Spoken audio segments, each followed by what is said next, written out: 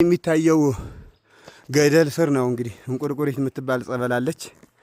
እቺ ጸበል ተክለ ሃይማኖት እዚህ ቦታ ላይ እየጸለየ በሚያስተምርበት ሰዓት ዝናው በአራቱ ማዕዘነ ዓለም የተሰማ ነበር። ሊባረኩ ከብሔረ ሕያዋን ድረስ እየመጡ እዚህ በሱ እጅ ይባረኩ ነበር። ከብሔረ ብፁዓን ከነ ኤልያስ ከነ ሄኖክ ሀገር እየመጡ በተክለ ሃይማኖት እጅ እንባረክ እያሉ ይመጣሉ።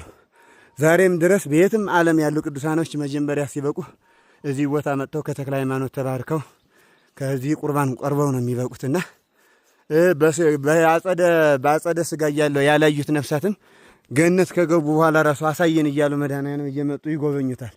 እና ዝናው በአራቱ ማዕዘነ ዓለም የተሰማ ስለነበረ ወንጌል እንዲያስተምር መላእክት ህዝቡን እየሰበሰቡ ያመጡለት ነበረ።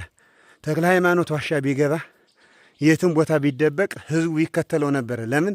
መላእክት ህዝቡን እየሰበሰቡ እንዲያስተምራቸው ያመጡለት ስለነበረና ህዝቡ ከመብዛቱ የተነሳ እዚህ ቦታ ሲመጡ ለልጆቹ ከድንጋዩ ስር አፈር ከሌለበት ከድንጋይ ስር ውሃ አፍልቆ ወተት ሲፈልጉ ወተት እያደረገ ያጠጣቸው ነበር። ጀማሪ ደቀ መዛሙርቶችን ጠላ ለሚጠጡት ደግሞ ቀስ እያደረገ ለመሳብና ለማለማመድ ጠላ እያደረገ ውሃውን ሲባርከው ወደ ጠላ እየተለወጠ ያጠጣቸው ነበር። ወይን ለሚፈልጉት ወይን፣ ጠጅ ለሚፈልጉት ጠጅ ሲባረካት እንደሚፈልጉት ትሆንላቸውና ያችን እየመገበ ነበር የሚያስተምራቸው።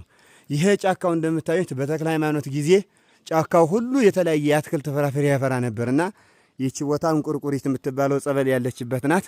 ዛሬም እሷን የጠጣ ጸበሏን የተቀባ ሰው አይኑ የሚያመው፣ ጆሮው የሚያመው፣ ሆዱ የሚያመው፣ ራስ ምታት ያለበት ይችን ጸበል የጠጣና የተቀባ ሰው ወዲያው ነው የሚድነውና ታምራቷ ብዙ ነው። የሚገርማችሁ ከደረቅ ድንጋይ አፈር ከሌለበት ድንጋይ ነው የምትፈልቀው። በክረምት ማትጨምርም፣ በበጋ ማትቀንስም።